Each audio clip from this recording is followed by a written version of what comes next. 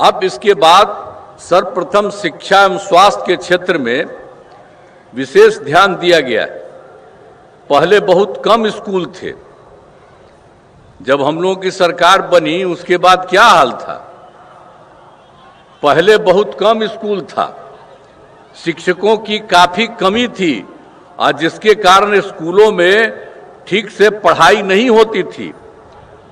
तो बड़ी संख्या में नए स्कूल खोले और नियोजित शिक्षकों की बहाली हम लोगों ने की और शिक्षा को बढ़ावा देने हेतु लड़के लड़कियों के लिए पोशाक एवं साइकिल योजना चलाई गई है। आप सब जानते हैं कि कितना ज्यादा किया गया भाई। आखिर शिक्षा को बढ़ावा देने हेतु लड़के लड़कियों के लिए पोशाक एवं साइकिल योजना चलाई और सभी पंचायतों में उच्च माध्यमिक विद्यालय खोले गए। लड़कियों को 12वीं पास करने पर 25,000 रुपये तथा ग्रेजुएट पास होने पर 50,000 रुपये की राशि दी गई है। अब लड़कियां भी खूब बढ़ रही हैं और स्कूलों में लड़के लड़कियों की संख्या लगभग बराबर हो रही है। तो वर्ष 2023 में बिहार लोक सेवा आयोग द्वारा 2,56,000 सरकारी शिक्षकों की बहाली की गई है। अब हम लोगों ने फिर बढ़ा दिया। अब पहले जो था 2006 में हमने कहा था कि नहीं आप ही लोग बहाल करिए, तो उसकी संख्या रही है 3 लाख बने, उसके 68,000 तो नियोजित शिक्षक बने। अब जिसमें अब उसमें जो हम लोगों ने सब कुरुआ किया तो 3 लाख जो 68,000 वाली थी उसी में से कुछ लोग लोक सेवा आयोग में पढ़ाई दी तो शामिल हुए, तो उसमें 28,976 सरकारी शिक्षक बन गए। तो जो हमने कहा कि 2,58,000 उसमें ये भी शामिल हो गए। तो इसलिए 3 लाख जो 68,000 था वो हो करके अब 3,39,000 और 24 नियोजन शिक्षक शेष बचे।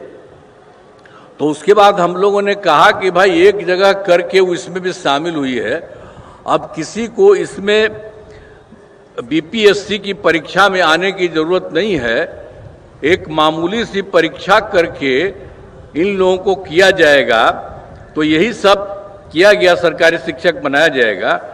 तो इसके लिए सरकार ने तय किया कि 5 मौके हम लोगों ने तय किया और 2 परीक्षाओं का आयोजन हुआ।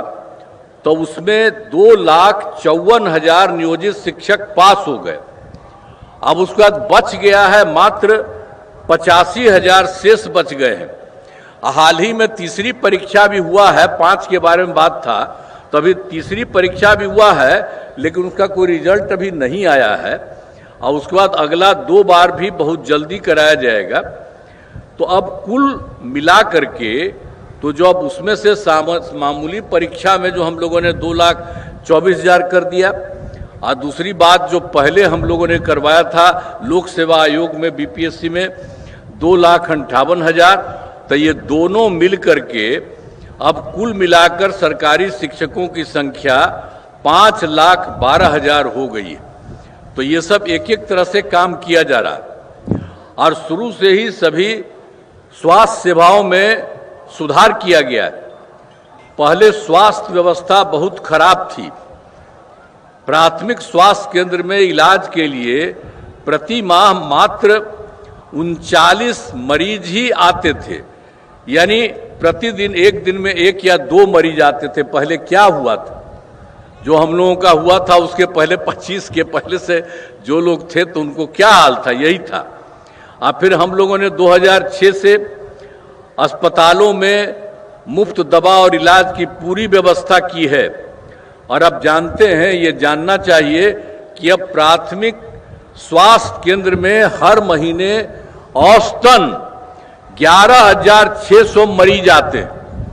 अब उतना कम आता था और कितना एक दिन में आता था, 1 या 2।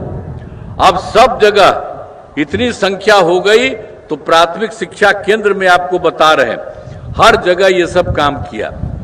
अब इसके अलावे जो 6 मेडिकल कॉलेज थे पहले से, ये सरकार जो दूसरी हम लोग पहले वाला ही थे उसमें कुछ नहीं बना था, वो पहले से बना हुआ था 6 मेडिकल कॉलेज।